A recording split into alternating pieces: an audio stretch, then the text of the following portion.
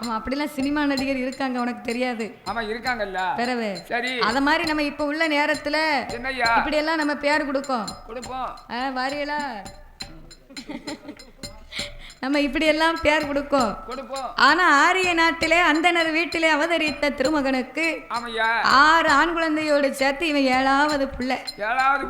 7 பேர்களுக்கும் என்ன பெயர் கொடுக்கிறார்கள்? அப்பாவட்டேன் குப்பாவட்டேன் அப்பாவட்டேன் குப்பாவட்டேன் சங்குப்பட்டேன் சரவணப்பட்டேன் கற்க சோமுலிங்கப்பட்டேன் இவர் எல்லாருக்கும் இளையப்பட்டேன்